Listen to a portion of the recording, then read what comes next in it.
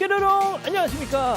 자, 미국에서 억류됐었던 우리 근로자분들 조금 전에 무사히 귀국을 하셨죠. 예, 좋습니다. 진실 추적자 사건 반장 시작합니다. 요즘 하루가 멀다 하고 유괴 미수 사건이 전해지고 있습니다.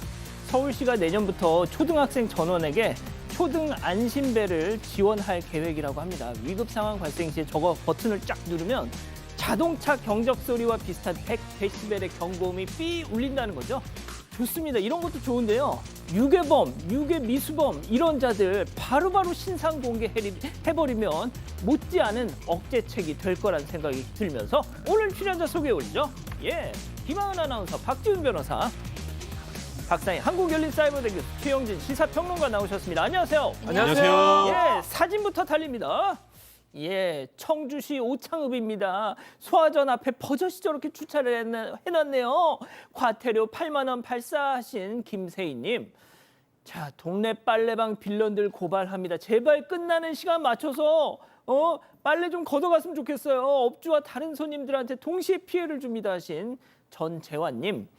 자, 양주에서 부천 가는 8906번 버스입니다. 누군가 일회용 비닐봉투에 소변을 담아서 가지런히 놓고 갔어요. 차에다 안 싼 건 다행이지만 내릴 때 좀 가지고 가면 안 되겠니 하신 전홍민님. 자, 부산 시민공원입니다. 한 중년 커플이 벤치에 누워서 진한 애정 행각을 벌이고 있어요. 산책하러 나온 가족들 애들 눈 가리면서 서둘러 자리를 뜨네요. 아유 정말 하신 황재구님 모두 사랑합니다. 자, 재미는 물론 의리로 함께하는 아세사바 뉴스 750! 대한민국과 전 세계 동포 가족 여러분의 시선을 모아서 출발합니다.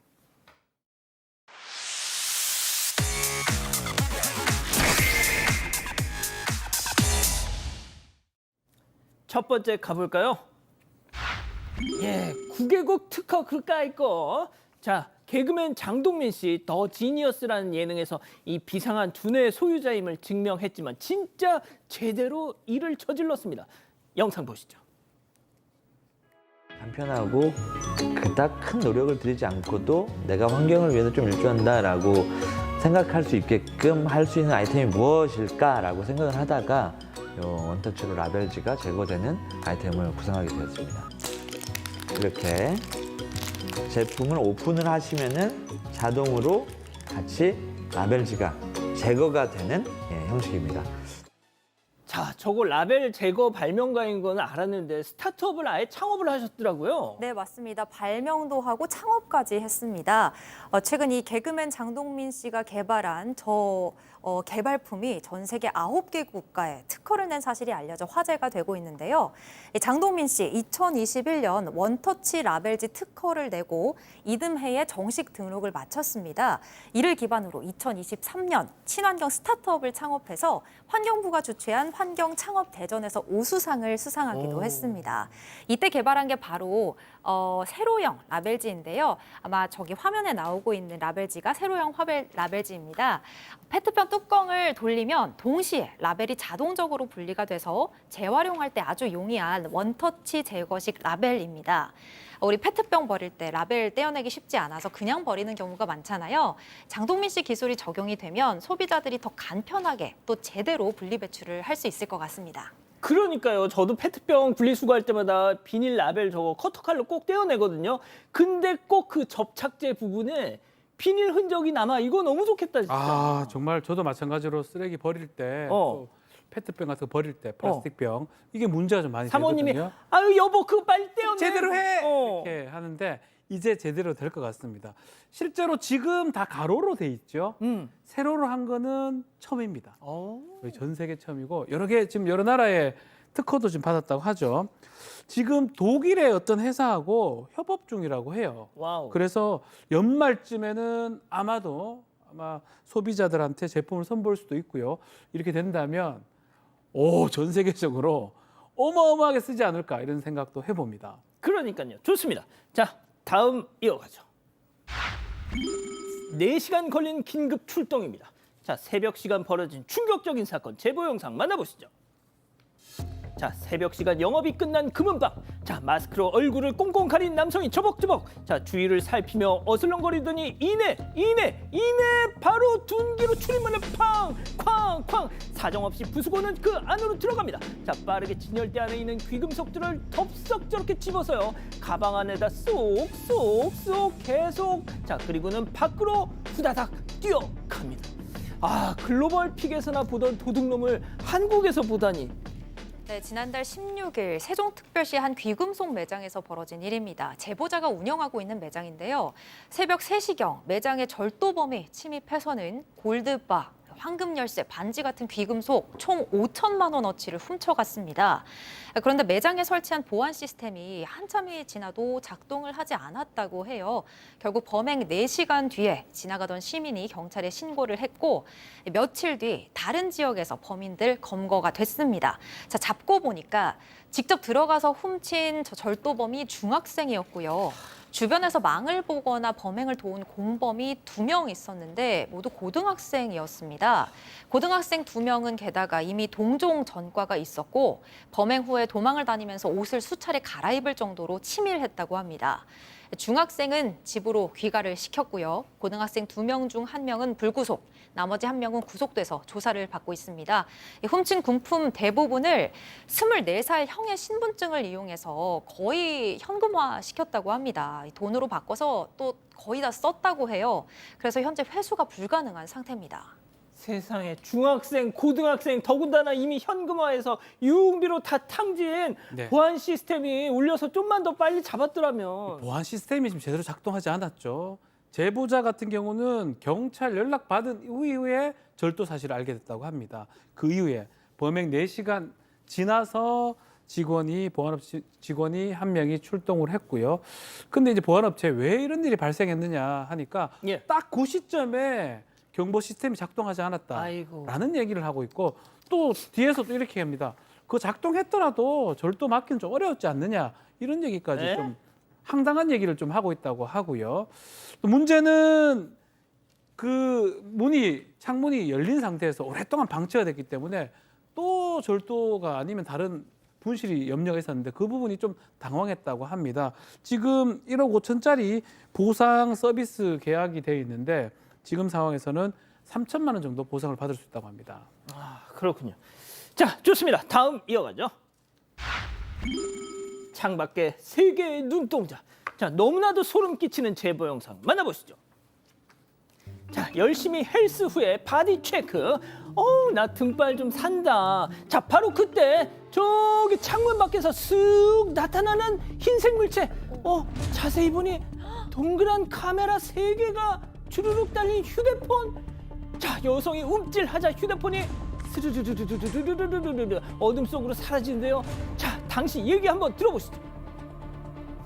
창밖에서 화장실 안쪽을 향하고 있었던 핸드폰과 눈이 마주쳤고요. 처음에는 헛것을 봤나 했는데 녹화된 비디오를 다시 돌려보니까 증거가 너무 명확하게 남아서 너무 소름 끼치고 온몸이 발발 떨려서 말도 제대로 못하고 움직이지도 못했고요. 아, 요즘 진짜 왜 이렇게 훔쳐보는 놈들이 많죠?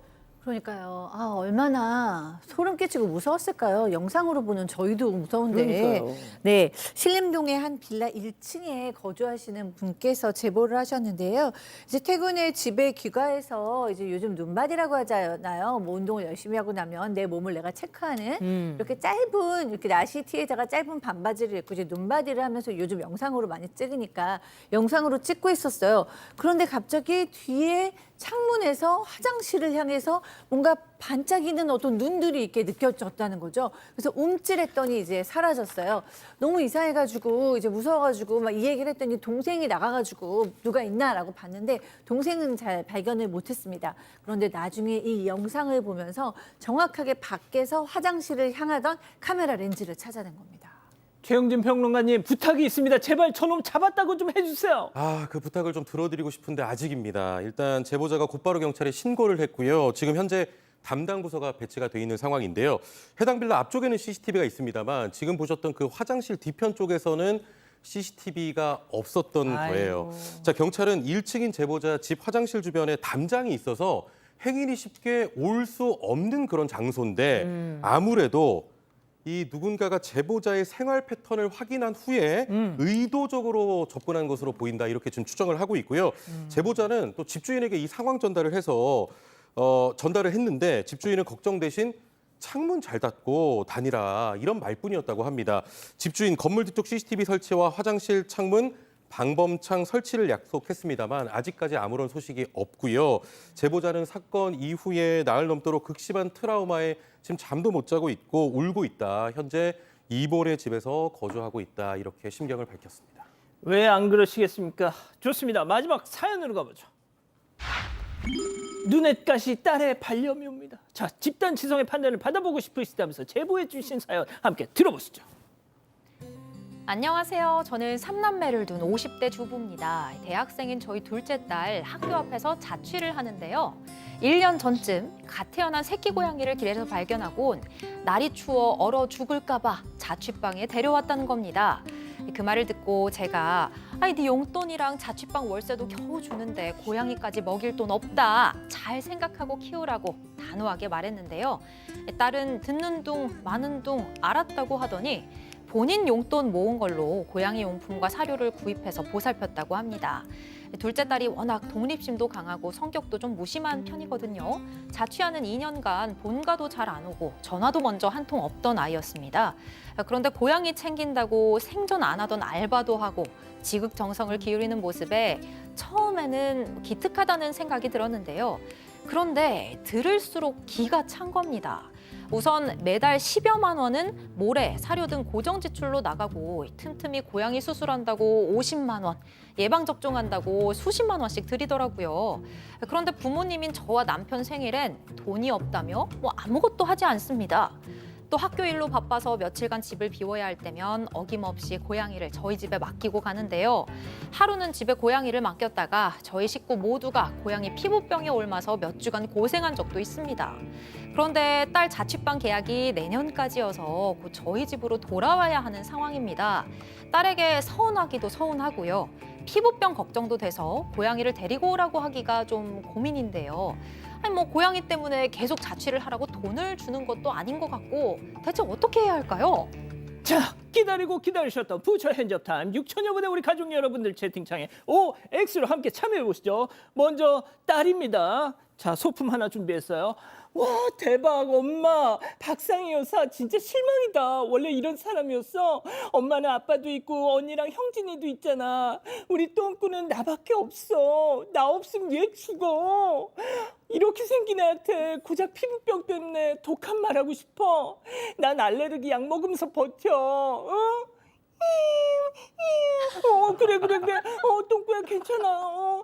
아무튼 난 집에 들어갈 테니까 그런 줄 알아. 동그라미. 좋습니다. 자, 다음은 사연자 엄마. 어머머머, 이놈의 찌집애가 그냥 아주 그냥 애미한테 못하는 말이 없어.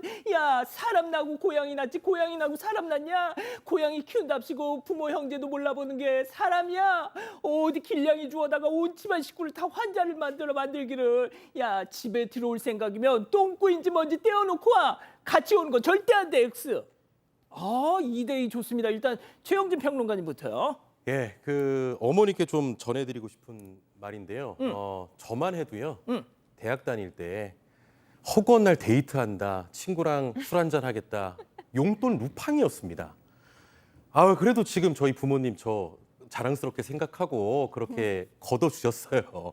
고양이 키운다는 마음, 자기 용돈으로 이제 하기 때문에 요 정도는 좀 받아줬으면 좋겠어요. 요즘 또 사건 반장에서도 많이 전해드리지만 참 이 사고 같은 걸 많이 치면서 좀 얼마나 부모 힘들게 하는 또 자식분들 많잖아요.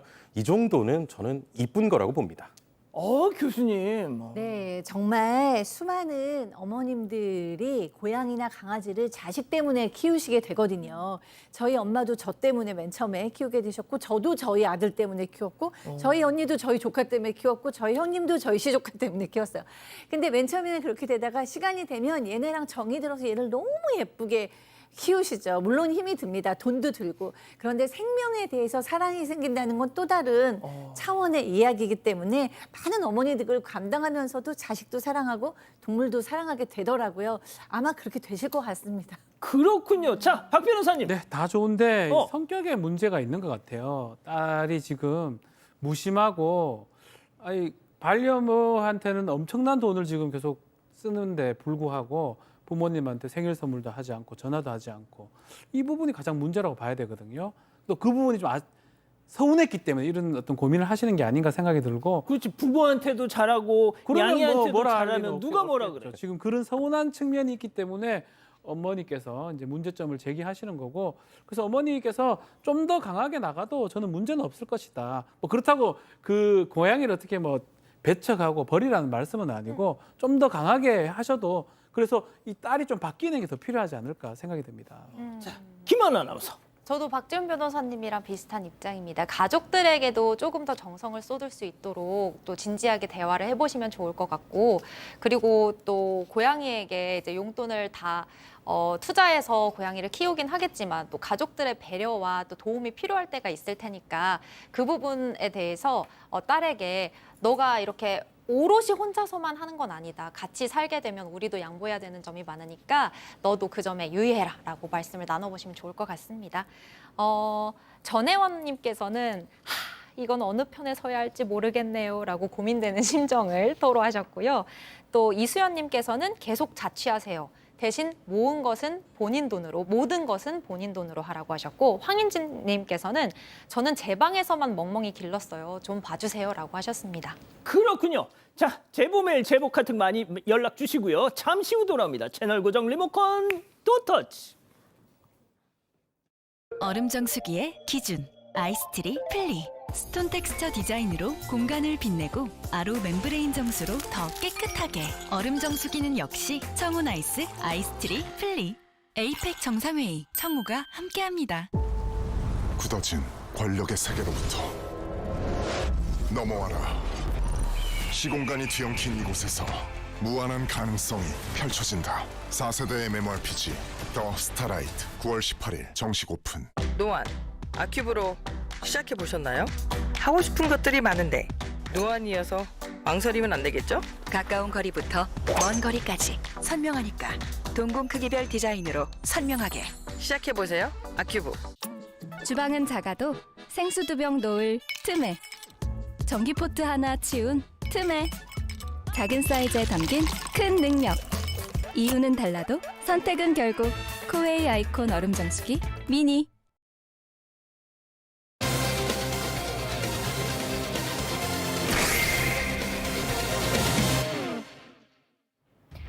캄캄한 바다, 구명조끼를 입은 해경이 맨몸으로 고립돼 있던 노인에게 조끼를 벗어줍니다. 거친 물살에 중심을 잡기 어려운데도 손전등을 꼭 쥐고 어딘가로 계속 무전을 치는데요. 얼마 뒤 노인은 무사히 구조됐지만 안타깝게도 이 해경은 끝내 사망하고 말았습니다. 유족은 원칙만 잘 지켜졌어도 일어나지 않았을 사고라며 분통을 터뜨리고 있는데요. 어제 새벽 바다에서 무슨 일이 있었던 건지 지금부터 자세하게 알아보겠습니다. 예, 인천 영흥도 인근 갯벌에서 정말 안타까운 사고가 발생했습니다. 오늘 하루 종일 많은 분들이 슬픔, 분노, 또 감동, 여러 복잡다단한 심정을 느끼셨을 것 같은데요. 자, 어제 새벽 2시쯤이었습니다. 파출소로 한 통의 연락이 왔는데 그때만 해도 이런 일은 전혀 예상 못했습니다. 그렇습니다. 어제 새벽 2시 7분쯤에 이 밀물이 가장 높은 대조기를 맞아서 순찰하던 드론 업체가 인천 옹진군 영흥도 갯벌에 사람이 앉아있는 영상을 확인한 후에 영흥 파출소로 연락을 했습니다. 당시 근무 중이던 이재석 경장이 이를 확인하기 위해서 현장으로 출동을 했는데요. 만조를 4시간여 앞두고 빠르게 차오르는 밀물에 갇힌 70대 남성은 발을 다쳐서 거동이 힘든 상태였다고 합니다. 당시 영상이 지금 나가고 있는데 보면요. 물이 허리 높이까지 차오르자 이재석 경장은 자신이 입고 있던 구명조끼를 벗어서 남성에게 건넸는데 물살이 거세 몸을 잘 못 가누기도 했습니다. 또 이 경장은 손전등을 꼭 쥔 채 계속 무전을 하고요. 촬영하는 드론을 향해서 손을 뻗기도 하는 등 구조 신호를 계속해서 보냈습니다. 드론 업체는 물이 많이 차 있다며 지원 인력 투입을 요청했고요. 영흥 파출소 직원들도 현장으로 나갔습니다. 자, 저 두 사람 어떻게 됐을까요? 체크포인트 짚어보죠. 산자와 죽은 자 설명해 주시죠. 네, 갯벌에 고립됐던 70대 남성은 새벽 4시 20분쯤 해경 헬기로 무사히 구조가 됐습니다. 발 부위가 여러 군데 찢어지고 저체온증도 있긴 했지만 생명에는 지장이 없었다고 합니다. 그런데 이 남성에게 입고 있던 구명조끼를 주고 함께 무트로 헤엄쳐 나오던 이경장은 조류에 휩쓸렸는지 새벽 3시 30분부터 연락이 두절됐습니다. 발을 다친 남성의 발에 본인의 순찰 장갑까지 신겨졌다고 하는데요. 구명조끼나 순찰 장갑 아무것도 없는 상태로 실종된 이경장을 찾기 위해서 해경은 경비함정 28대, 항공기 2대를 투입해서 수색 작업을 벌였습니다. 그런데 정말 안타깝게도 실종된 지 약 6시간 뒤인 오전 9시 41분쯤 옹진군 영흥면 꽃섬에서 약 1.4km 떨어진 해상에서 이 경장님이 심정지 상태로 발견이 됐습니다. 심폐소생술을 받으면서 소방에 인계가 됐지만 끝내 숨을 거두고 말았습니다. 자, 이경장이 목숨 걸고 구한 이 70대 남성, 지금 중국 국적이라고 보도가 되고 있습니다. 그 새벽에 대체 왜 갯벌에 있었던 걸까요? 목격자 얘기 들어보시죠. 12시쯤에 해루지라는 온 사람들이 한 거의 100명 가까이 이제 우르르 몰려왔어요. 근데 이제 해경이 와가지고 여기서 해루지라면 안 된다. 드론으로 경고 방송하고 했는데 안 나가는 사람들이 있더라고요.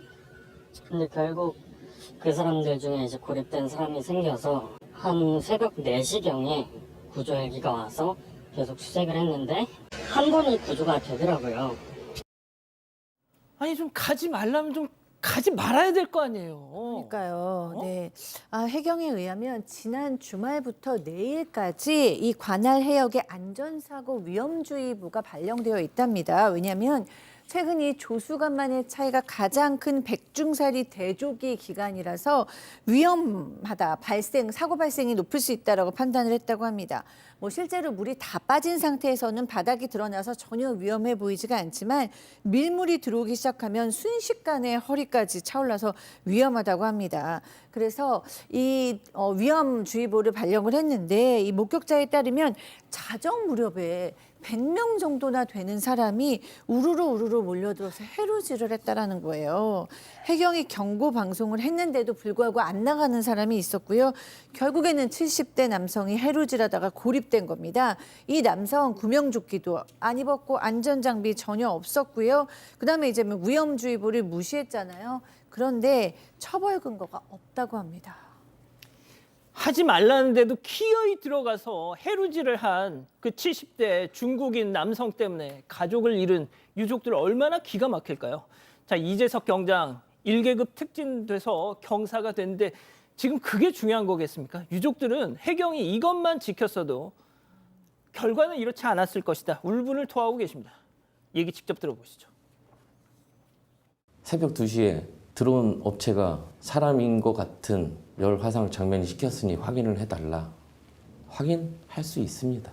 같은 시간에 당직 썼던 사람이 있었을 거 아닙니까? 2인 1조, 3인 1조, 적어도 2명만 갔어도 이런 일이 발생했을까요? 파출소에서도 이경장님만 계셨던 게 아니라 당직자가 있습니다. 포함해서 2분이셨다고 알고 있는데 그게 팀장이라고 합니다. 또 저런 게 있었군요. 자, 이게 문제입니다. 낮도 아닌 새벽인데 새벽에 1인이 투입됐다가 이런 일이 발생한 겁니다. 만약에 2인 아니면 3인이 갔다 그러면 이런 일이 발생했을까라고 유족들이 얘기를 하고 있는 상황이고요. 일단은 뭐 중국인이든 누구든 경찰로서는 당연히 구하는 거 자랑스럽다. 근데 이런 일 때문에 사망하는 거는 안타깝지 않느냐 이런 얘기를 하고 있고요. 특히 훈령이나 규정이 있습니다. 해양 경찰청 훈령도 있고요. 또 파출소 출장소 운영 규칙에 따르면 어지간하면 불가피한 경우를 제외하고는 2명 이상 함께 하도록 출동하도록 규정이 되어 있습니다. 당시 파출소 6명이 있었는데 4명은 휴게고요. 2명 팀장하고 이경사가 당직을 서고 있었는데 아마 휴게라고 하더라도 휴게 시간을 하더라도 좀 쉬고 있는 분들 중에 같이 좀 출동을 했어야 되는 거 아니냐. 그래서 출동 경위라든지 이 부분도 조사를 한다고 말하고 있습니다.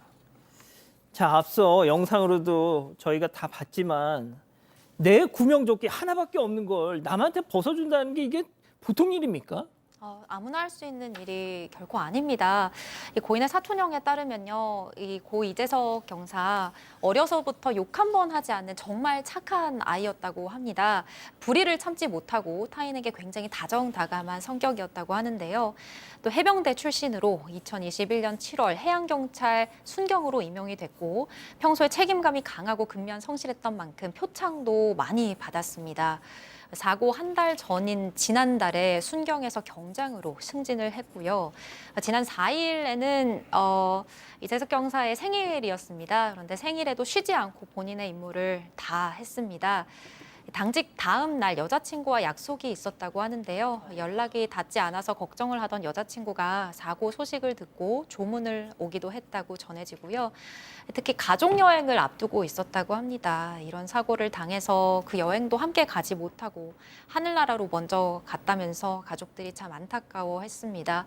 해경 관계자는 자신을 희생해 타인의 생명을 구한 고인의 고귀한 희생이 헛되지 않도록 철저하게 조사하겠다고 전했습니다. 자, 뭐 오늘 이재명 대통령도 고인의 어떤 영웅적인 그런 모습을 평가했습니다. 아무튼 이 중국인을 구했던 때문인지 중국에서도 고인에 대한 뭐 많은 얘기가 나온다면서요? 네, 지금 중국 온라인에서도 추모 물결이 이어지고 있습니다. 한국 해경 이 갯벌에 갇힌 중국 노인 구하기 위해서 구명조끼 벗어서 상대방에게 양보했다. 34살의 해경이 해안가로 헤엄치다 실종됐는데 조류에 휩쓸려 구조되지 못하고 사망했다는 내용이 전해진 것입니다. 중국 주요 언론에서도 일제히 이 소식을 전했고요. 중국 포털 바이두와 소셜미디어 웨이보에서도 관련 내용이 실시간 검색어에 올랐습니다. 중국 네티즌들은 국가를 막론하고 이 청년은 영웅이다. 직업정신에 경의를 표한다. 영웅의 명복을 빈다. 편히 쉬시라며 애도 물결이 이어지고 있고요. 이재석 경사의 장례는 5일장으로 치러지고요. 연결식은 15일 다음 주 월요일 인천해양경찰서에서 거행될 예정입니다. 자, 어제는 고립된 중국인을 구하다 해경이 숨졌고 오늘은 고무보트를 타고 미입국한 중국인을 검거한 해경이 있었습니다. 자, 이게 뭔지 모르겠네요. 첫 번째 사건 마무리하고요. 두 번째 이어갑니다.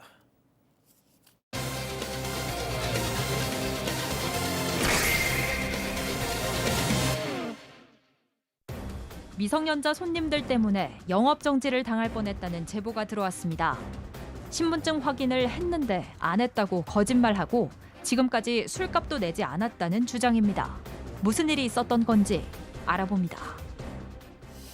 자, 박 변호사님. 네. 사장님의 제보입니다. 자, 포항에서 노래주점 오픈한 지 2달밖에 안 된 사장님의 제보입니다. 자, 밤에 전화가 옵니다. 예약을 좀 해서 들어오겠다라고 하면서 여성들의 전화가 왔고요. 그 얼마 안 있다가 여성 2명, 3명이 오는데 나이는 좀 어려 보이는데 2명은 실물 신분증을 가져왔고요. 3명은 모바일 신분증을 가져왔는데 확인해 보니까 대략 21살, 22살 그러니까 04냐 05년생 정도 되는 걸로 보였어요. 만약에 20살이라 그러면 이게 좀 애매하니까 신분증하고 실물을 또 검사를 하는데 예. 21살 이상 된다고 하니까 실물까지는 사실 확인 안 했다고 해요. 신분증 확인했지만 예. 또 술도 많이 마셨던 걸로 보였고 와서 양주 3병 시켰고 또 어이구야. 사장님 입장에 서비스 안주 제공을 했다고 합니다. 또 여성들 5명 들어오고 나서 1시간 지나서 남성 1명 다시 더 들어왔는데 이 남성은 실물 신분증을 보여줬고 역시 21살이었습니다. 자, 일단 뭐 여기까지는 괜찮아요. 네, 여기까지는 뭐 별 문제 없이 이제 시간이 흘렀고요. 새벽 2시 반쯤이 됐을 때 여성 한 명이 나옵니다. 그래서 현금을 찾아야 된다며 ATM 위치를 물어봤고요. 예. 이 여성을 보내고 다시 1시간쯤이 지났을 무렵에 이번에는 노란 머리 여성이 또 뒤에 나와가지고 뒤에서 계산할 거예요라고 말하고 나가려고 하는 겁니다. 아, 뒤에서 계산할 거다. 뒤에서 계산할 거다. 아, 약간 네. 쎄한데 이거. 그래서 이제 쎄한 느낌이 들어서 안 된다고 사장님이 이제 붙잡은 거죠. 노란 머리. 예, 노란 머리 여성이 나오고 뒤에서 계산할 거다. 사장님이 뭔가 느낌이 좀 이상한 겁니다. 예. 자, 그리고 나서요. 이번에는 한 남성이 또 나와요. 그러면서 앞에 나간 사람이 계산 안 했나요? 아하, 이거 예, 물어보고 지금 남성 나오죠. 어. 그리고 계산서를 달라고 하는 겁니다. 이들이 아까 양주도 뭐 계속 시켰다 그랬는데 예. 먹고 마신 금액이 무려 71만 6천 원이었어요. 헉. 예, 황당한 일은 이때부터 시작이 됐는데 남성이요. 지금 다 돈이 없고 이체 한도가 막혀서 내일 입금하겠다. 오늘 좀 그냥 보내주면 안 되겠냐라고 말한 겁니다. 이 시간이요. 새벽 3시쯤 됐을 무렵입니다.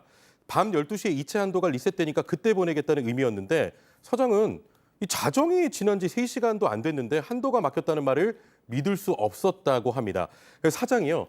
룸에 있던 일행도 모두 불러난 뒤에 돈 안 내고 가려면 실물 신분증 두고 가라. 모바일로 보여준 3명 중 1명은 휴대전화를 두고 가라. 이렇게 말했다고 합니다.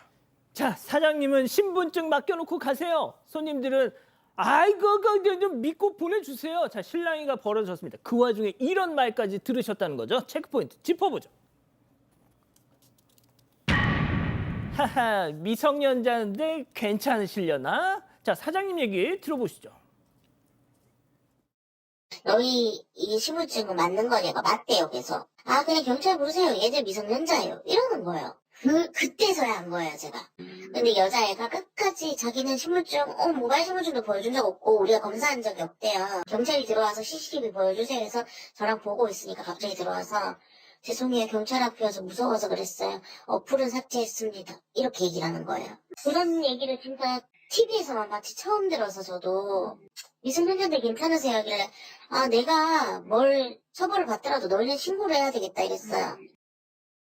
아, 교수님 근데 아까 다 네. 확인했잖아요. 네. 근데 이제 맨 처음에 너무 황당했던 거죠. 그러니까 그 모든 것들이 다 거짓이었던 겁니다. 그러면서 그 노란 머리 애가 분명히 아까 성인인 거 다 확인을 했는데 뭐 이러는 거예요. 우리는요 다 성인인데 제가 미성년자예요. 근데 제 미성년자인데 괜찮으시겠어요? 이 밤까지 있었는데 이거 이러면서 사실상 협박이잖아요. 그렇죠. 협박을 한 거예요. 그러면서 사장님이 손해시니까 일단 우리 보내주세요. 그럼 나중에 돈 드릴게요. 뭐 이런 식으로 얘기를 한 거예요. 와우. 이런 얘기를 듣고 있자니 사장님께서 아차 싶으셨던 게 아까 신분증 검사를 CCTV가 없는 룸에서 했다라는 게 떠오른 거예요. 근데 그때 이제 딱 기재가 생기셔가지고 다시 신분증을 달라라고 얘기해서 이제 CCTV 있는 데서 다시 다 또 사진을 찍으신 거예요. 그래서 증거를 좀 남겼는데 네, 늦게라도 이렇게 찍으신 게 너무 잘하신 거죠. 그런데 그때 그 남자 한 명 있었잖아요. 네. 그 남자가 갑자기 자기 신분증을 찍다 보니까 막 화를 내면서 내 거 왜 찍냐고 막 이러면서 그냥 경찰 불러요. 사실 얘네 다 미성년자예요. 이렇게 얘기를 하면서 자기가 직접 경찰한테 신고를 했다라는 거예요. 너무 이제 뭐 그냥 막 가는 거죠. 술도 취했고 귀찮기도 하고 화도 나고 막 이러는 상황인 것 같은데 더 황당한 일은 지금부터 벌어집니다. 경찰이 도착을 했잖아요. 네. 근데 이런 일이 있었잖아요. 근데 경찰이 오니까 저희 사장님께서 저희 신분증 검사 하나도 안 했어요. 저희 뭐 아무것도 보여주지 않고 그냥 들어가라고 해서 들어가서 놀았어요. 이런 식으로 얘기한 겁니다.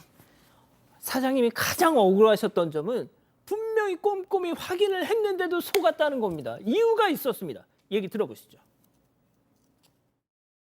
정말 너무 정교하게 잘 만들어져서 제가 그걸 그 상처를 봤어요. 경찰도 그러더라고요. 아, 요새 모바일 신분증 위조를 해서 사진을 이 포토샵을 들고 다니는 사람들이 많습니다. QR코드도 확인하셔야 됩니다. 이렇게. 더 웃긴 건 제가 QR코드를 확인했어요. 상세 보기로 들어가면 신분증 번호가 나오는 것까지 까이 어플이 있는 거예요. 불법 어플이. 그래서 경찰이 보더니 이런 것도 있냐고 자기들도 놀라는 거예요. 아, 요즘 저런 게 가능한 거예요? 저도 이번에 처음 알았는데요.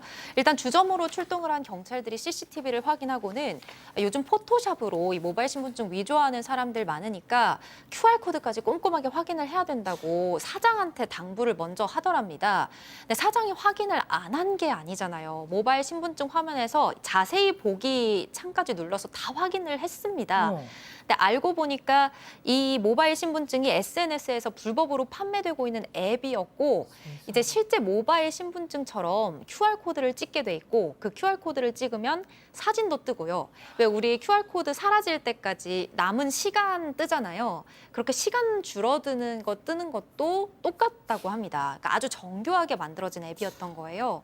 사장도 너무 똑같아서 전혀 의심을 하지 못했던 거죠. 일단 경찰, 남성을 제외한 여성 4명이 모두 미성년자라는 걸 먼저 확인을 했고요. 아이고. 다행히 이 사장이 신분증 확인하는 모습이 CCTV에 남아 있어서 사장님이 신분증 검사를 안 했다는 이 학생들의 말이 거짓말이라는 거는 바로 밝혀졌다고 합니다. 이 여성 3명은 모바일 신분증 앱을 바로 삭제를 했대요. 그래도 캡처본이 남아 있어서 위조 신분증을 사용했다는 증거를 확보를 했고요. 근데 이 노란머리 여성 실물 신분증을 보여줬었잖아요. 이 실물 신분증을 잃어버렸다고 주장해서 이 증거 확보는 못한 상태입니다. 자, 여기서 제일 중요한 거 그 술값 어떻게 70만 원 술값. 일단 결론부터 말씀드리면 술값은 다 계산이 됐다고 합니다. 아, 진짜요? 예. 자, 먼저 일단 뭐 이 사장님의 좀 심경을 더 말씀을 드리면요. 신분증을 위조해서 성인이라고 속이고 경찰 앞에서도 신분증 없다. 사장님이 검사도 안 했다. 뻔뻔하게 이 거짓말을 했잖아요. 예. 심지어 SNS에 주점에서 술 마신 사진을 올리면서 자랑까지 했다고 해요. 그러니까 너무 힘드셨대요, 사장님이. 무섭기도 하고. 한편 이 방송 직전에 여성 한 명의 부모님이 찾아와서 예. 죄송하다며 술값은 다 계산을 했다고 합니다. 아, 방송 직전에. 방송 직전에 입금은 다 했다고 하고요. 그리고 여성도 무릎 꿇고 죄송하다며 사과를 했는데요. 나머지 여성은 모두 학교를 자퇴한 상황이고 아이고. 다른 부모들은 연락이 좀 안 되는 상황이라고 하네요. 다만 사장님은 무전취식 신고는 취소할 예정이라고 합니다. 박 변호사님. 자, 이게 사실 이 일을 겪고 나서부터 지금 한 지 얼마 안 됐는데 계속 검사를 하신대요. 그리고 또 이거 지금 모바일 신분증 갖고 오면 QR코드를 꼭 찍고요. 오류도 나오기도 한다고 합니다. 자, 이제 이 범죄 부분을 좀 봐야 될 것 네네네. 같아요. 위조를 했어요. 맞아. 공문서 위조죄. 공문서 위조. 위조 공문서 행사죄 성립하고요. 주민등록법 위반도 됩니다. 주민등록증 만들어냈기 때문에 청소년 보호법 위반도 되고요. 크게 처벌될 가능성이 있습니다. 14세 이상이잖아요. 예. 촉법 소년들 아니고요. 그래서 이 지금 했던 행동이 본인들이 술 마시고 싶어서 한 것처럼 보이지만 많은 범죄에 해당할 가능성도 있기 큰일 때문에 났네. 그 부분 아마 봐야 될 것 같고 또 하나 봐야 됩니다. 사장님은 행정처분 뭐 영업 정지나 취소 받지 않습니다. 법이 다행이네. 바뀌어가지고 바뀌었어. 위조나 변조, 도용으로 이렇게 청소년들이 이런 짓을 해가지고 확인을 못했다. 이 사정을 확인한다면 행정처분을 면제할 수 있다고 하는데 CCTV 지금 있지 않습니까? 예. 그렇기 때문에 사장님이 영업하고 이런 데는 별 문제가 없을 것으로 보입니다. 그나마 다행입니다. 예. 자, 두 번째 사건 마무리하고요. 별별 상담소 이어갑니다.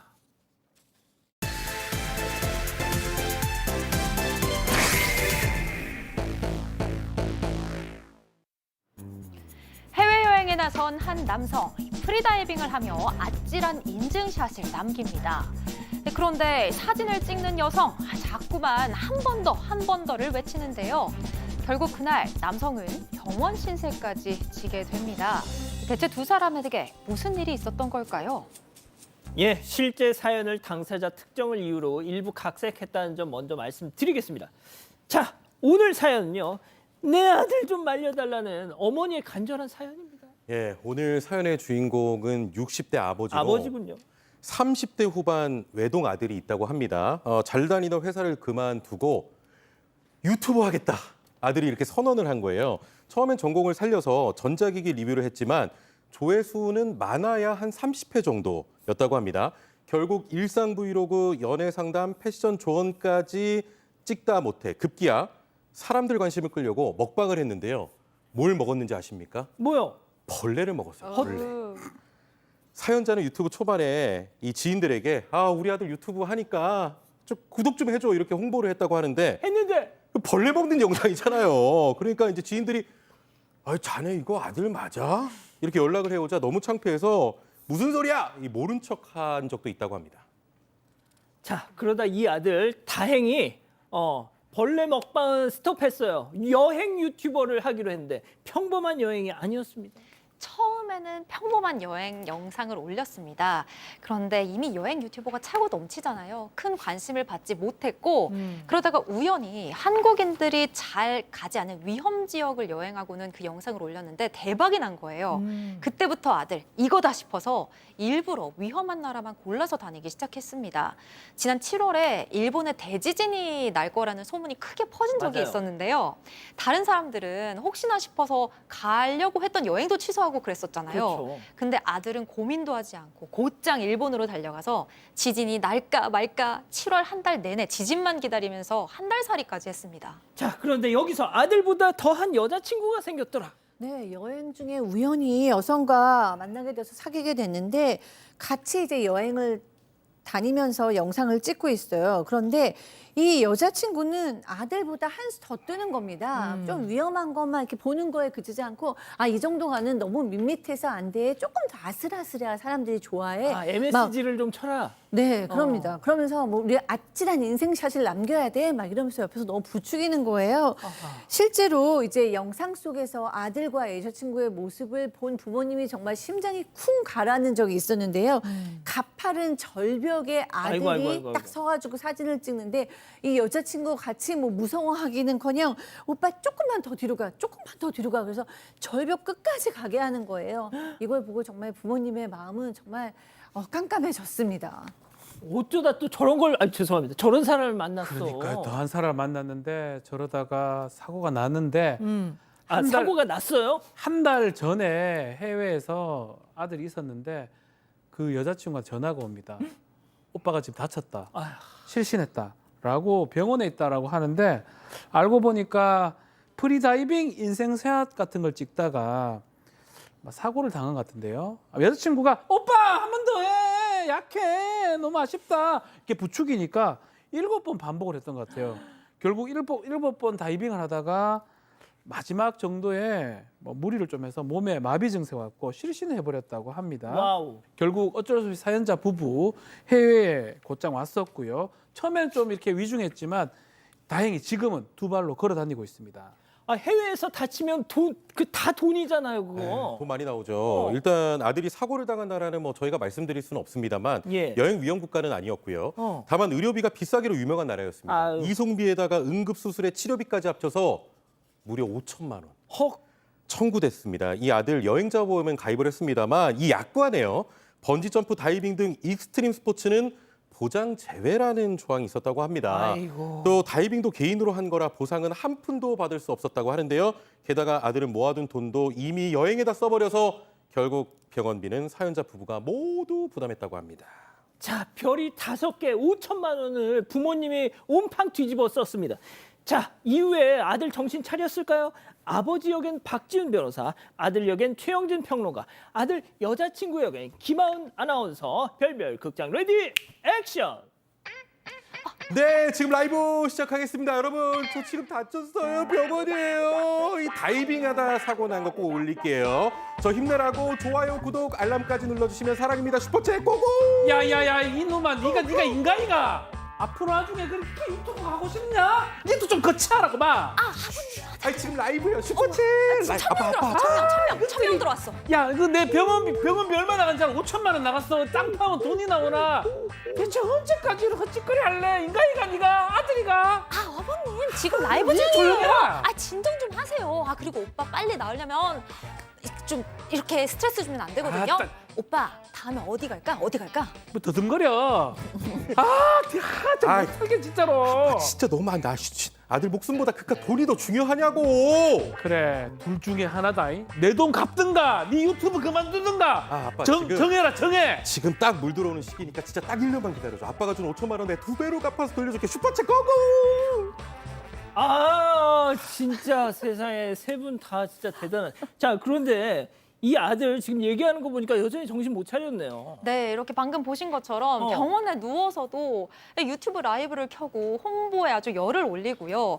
자신의 사고 영상 올린다고 편집까지 하고 있었습니다. 이번 일은 실수였다. 이제 앞으로 다이빙은 안 하겠다라고 이야기는 하는데 유튜브 활동은 계속 하겠다고 아주 그냥 떼를 쓰는 거예요. 사연자인 아버지, 어머니 얼마나 가슴이 답답하고 막막하시겠습니까? 일단 사연자 부부는 아들을 데리고 한국에 들어와 있는 상황이라고 합니다. 박 변호사님, 근데 최근에 이렇게 위험 지역 이런 데서 막 인생샷 찍다가 맞습니다. 사고 당하신 분이 계셨어요. 이게 이제 이 사고가 나면 일반적으로 보험도 가입하고 있고 하지만 여행 자제 구역이라든지 위험 국가에 가서 일이 발생했을 때는 보상받는 것도 제한이 될 수가 있습니다. 아마 이 사건도 지금 위험한 걸 하다가 됐으니까 보상받기 좀 어렵거든요. 그래서 여행 자제 금지 국가는 가급적이면 가지 않는 게 좋고 거기 가서는 더 또 위험한 행동을 안 하는 게 맞는 것 같습니다. 아, 교수님, 이런 네. 아들 또 거기에 더 플러스 원 여자친구 어떻게 하면 좋겠습니까? 너무 걱정되죠. 이번 사건은 진짜 경고등이고 사실 계속 이런 식으로 하면 목숨도 위험하죠. 맞아요.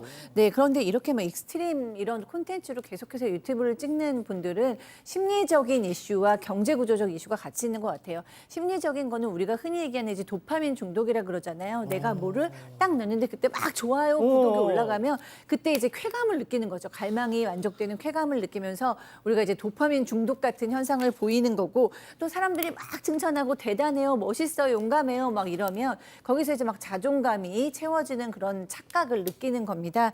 거기에 이제 뭐 시청자들의 기대는 더 상승하고 요구도 더 많아지면서 또 이제 수입하고도 연결이 되기는 하는데 이게 정말 걱정스럽죠. 왜냐하면 이런 식으로 채워지는 자존감이 얼마나 가겠습니까? 보상도 얼마나 가겠습니까? 그래서 본인께서 다른 자존감을 채울 수 있는 채널을 좀 찾으셔야 될 것 같고요.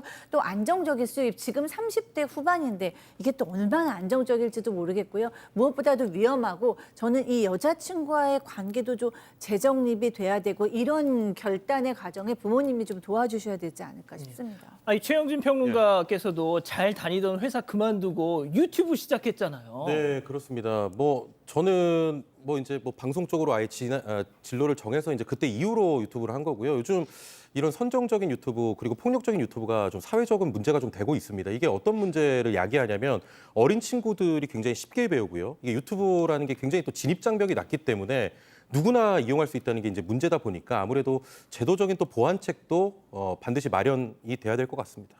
아, 저는 저렇게 정돈된 얘기를 기대했던 게 아닌데. 자, 별별 상담소 이렇게 정리하고요. 글로벌 픽 이어갑니다.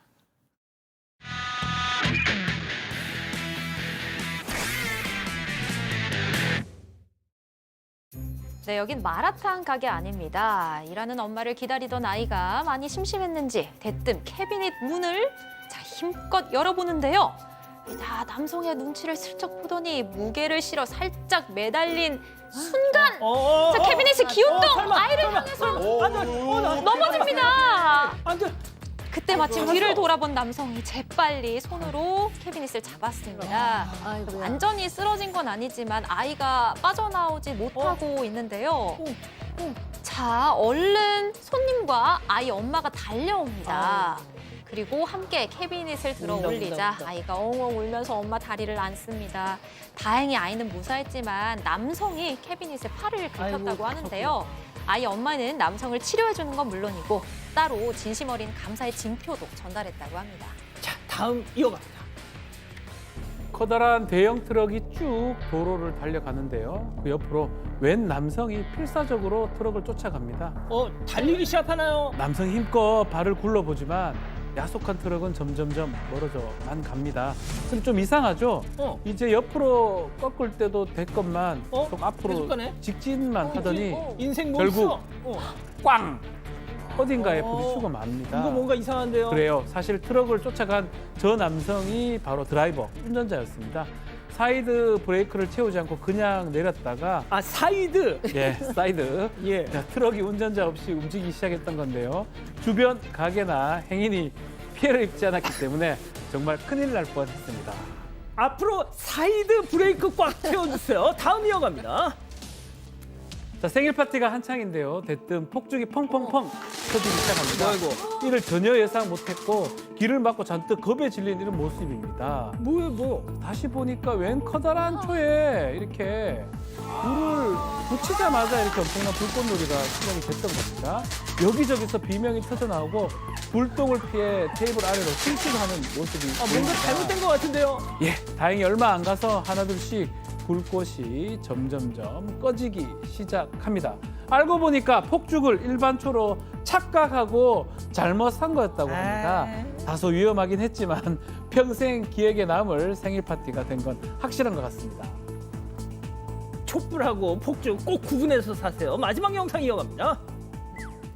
자, 고양이가 기분이 좋은지 담요 위를 발로 꾹꾹 눌러서 일명 이 꾹꾹이를 하고 있습니다. 자, 그런데 고양이가 앉은 이곳 바로 속눈썹 파마 시술을 받고 있는 손님 위입니다. 사장이 키우는 이 고양이 손님이 시술을 받을 때마다 그 위로 폴짝 올라가곤 한다는데요. 배, 다리 이곳저곳을 꾹꾹 눌러서 마사지 서비스를 해줍니다. 그러다가도 손님을 방석 삼아서 편안하게 앉아서 쉬기도 하고요. 야, 마사지까지. 속눈썹 파마 시술도 받고 고양이 꾹꾹이 마사지도 받고 이곳을 찾는 손님들은 품으로 들어오는 고양이를 같이 꾹꾹 눌러주고 쓰다듬으면서 예뻐해 주는데요. 아, 여기가 해외가 아니라면 저도 방문해보고 싶습니다. 우와. 그러니까요. 아유, 좋습니다. 사랑하는 사건반장 가족 여러분, 시원한 주말 보내시고요. 저희는 다음 주 월요일에도 사반 750 저녁 7시 50분에 다시 옵니다. 안녕히 계십시오.